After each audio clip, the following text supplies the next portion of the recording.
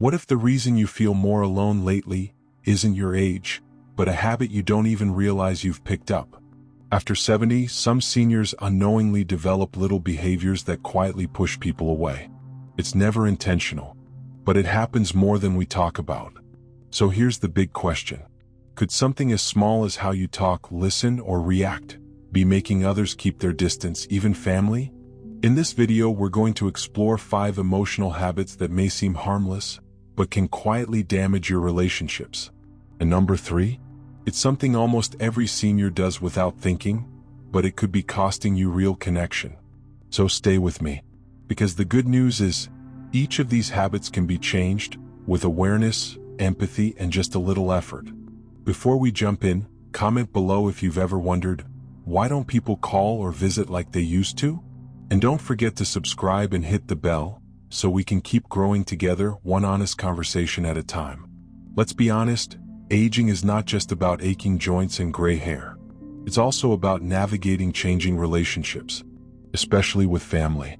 Some seniors are surrounded by love, support, and laughter.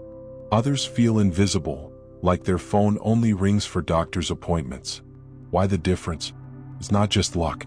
It often comes down to emotional habits, little things we say or do without realizing, that can either draw people in or quietly push them away. In this video, you'll learn 5 of the most common habits that create distance, even when your heart means well. And more importantly, you'll learn how to shift them. Because by the end, you won't just feel more seen and supported. You'll know how to reconnect, with grace, wisdom, and power. Type "open heart" in the comments if you're ready for honest reflection and stronger bonds. Let's begin. Habit 1. Always talking about ailments. It's completely natural to want to share your health journey, especially when it's a big part of your daily life. But when every conversation becomes a detailed report of surgeries, medications, and blood pressure readings, it can quietly push people away. Let's meet Grace, 78.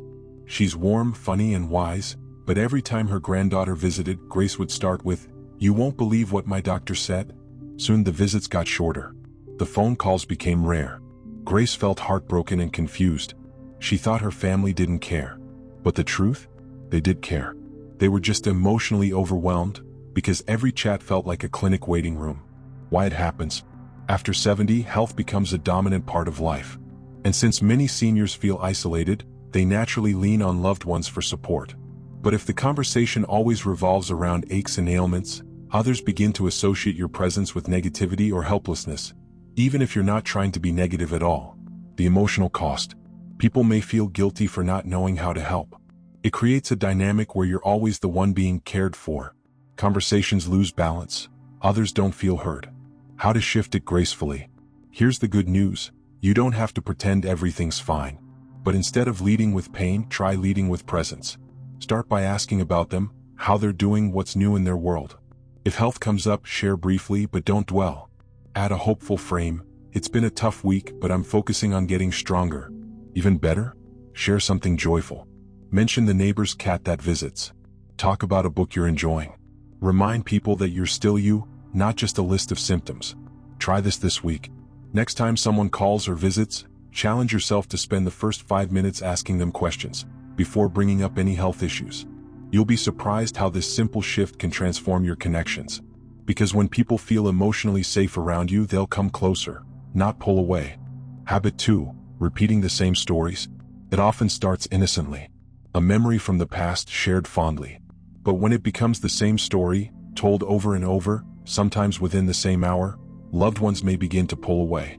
Not because they don't care, but because they've heard it too many times, and don't know how to respond without seeming rude.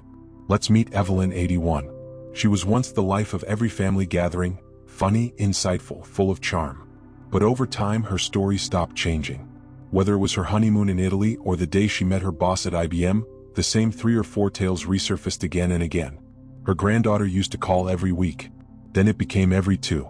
Then once a month. One day, Evelyn asked, "Why don't you call me as much anymore?" And her granddaughter gently said, "Because we keep having the same conversation." That moment broke Evelyn's heart, but it also woke her up. Why it happens? As we age, our brain clings to vivid memories, especially from our earlier years. These long-term memories remain intact, while short-term recall becomes more fragile. So we reach for what's familiar. But when repeated too often, it creates emotional distance with others, especially younger family members who crave connection in the present. Why it matters. Unknowingly, repeating stories can make others feel unseen or unheard. Conversations begin to feel one-sided, and the deeper bonds that come from fresh sharing fade. It's not about suppressing your stories, it's about balancing them with curiosity for others and a willingness to explore new moments too. What you can do. Keep a story journal, jot down your favorite memories. This way they're honored but not constantly repeated aloud. Ask before sharing, try saying, "Have I told you about the time?" You may find your listener is eager or ready for something new. Practice active listening, let others talk more. Ask questions about their lives, their worries, their world. Tell your story differently, add new details. Ask for their opinion on what you did or felt. Make it a conversation, not a monologue. Evelyn took this to heart. The next time her granddaughter called, Evelyn started with, "Tell me something I don't know about your week." The call lasted 40 minutes. Sometimes staying close means giving space, for new stories to be told and for relationships to breathe. Habit 3. Repeating the same stories without real connection. It starts innocently. A memory pops up, your first job, a beloved vacation, or that funny thing your grandson once said. So you tell the story. Again, and again, and again. You might think you're simply sharing. But the truth is, for those listening, it can feel like you're not really present with them anymore. Let's meet Carol, 77. Every time her niece Sarah visited, Carol would launch into the same 3 stories. Her wedding day, her favorite dog growing up, and the time her boss gave her a raise in 1973. At first, Sarah smiled and listened. But over time, she started to drift away. Visits got shorter, texts went unanswered. What? Because while Carol was reliving the past, she was unintentionally ignoring the present. Why this pushes people away?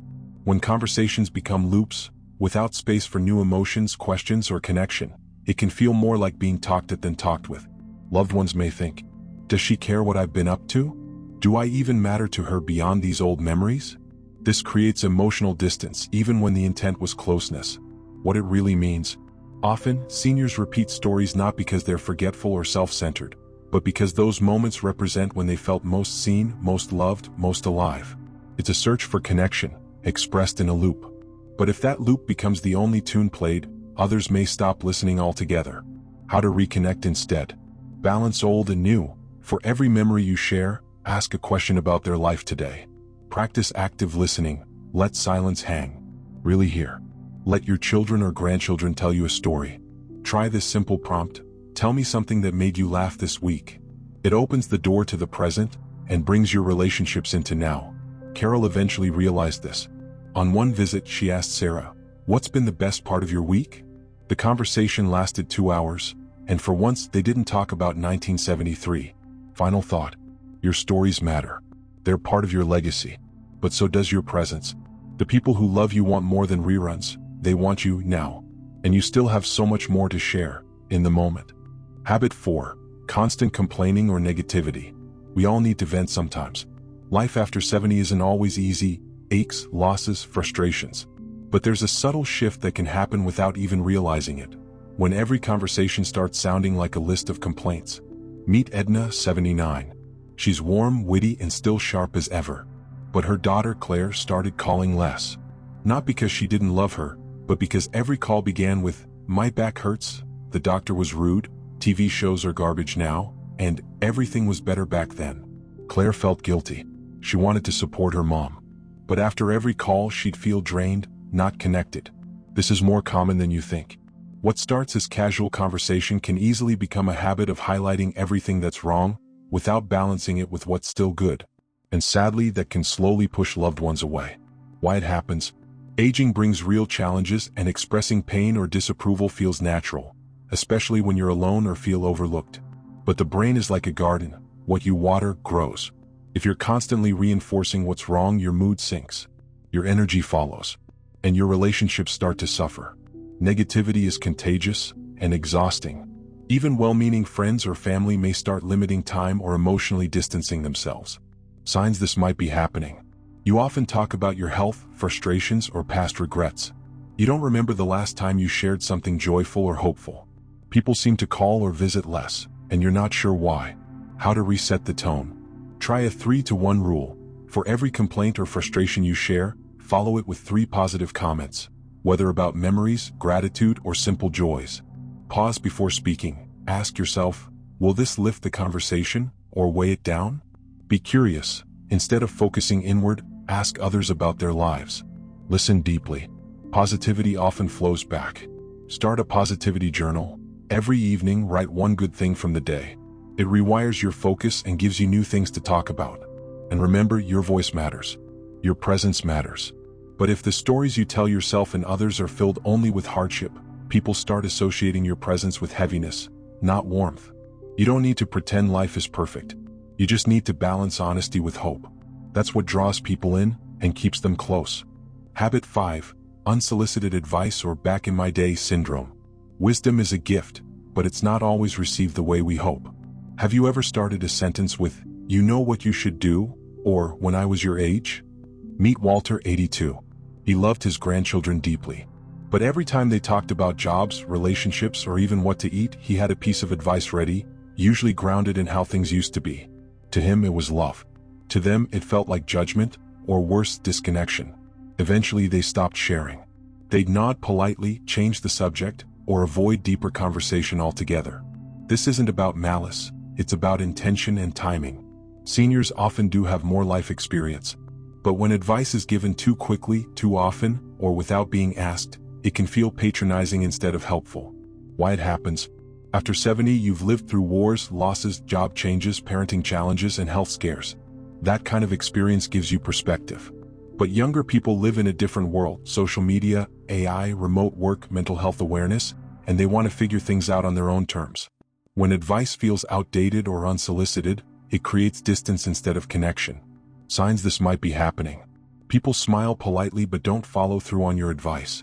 Your children or grandchildren avoid certain topics around you. You often feel frustrated that others won't listen. How to stay relatable without preaching. Wait to be asked. Instead of offering advice immediately, ask, "Would you like to hear what worked for me?"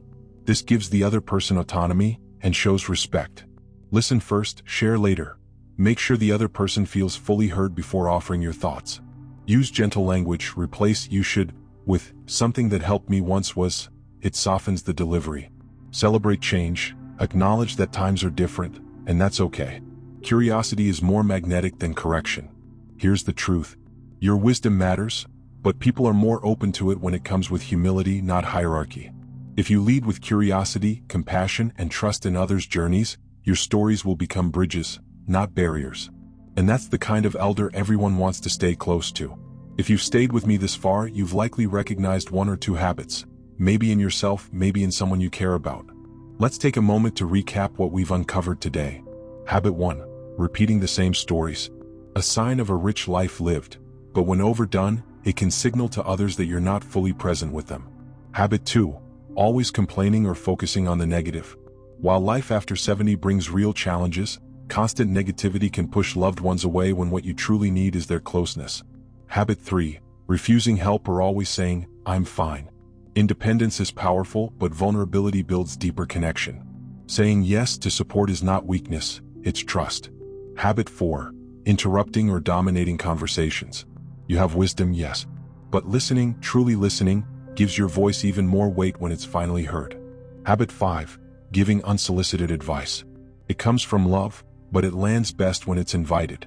Your guidance is precious when it respects someone's journey. So what now? Here's the empowering truth. These habits aren't permanent. They're just patterns, and patterns can be changed. And you don't have to change everything at once. Just start with one small shift. One deeper breath before responding. One extra second of listening. One fewer should.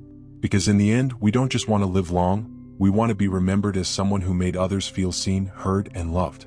That's the kind of legacy that lasts. Now I'd love to hear from you. Which habit are you working on, or have noticed in someone close to you? Drop it in the comments.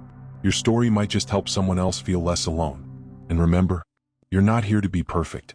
You're here to grow, connect, and live these years with grace and meaning. Join the conversation below.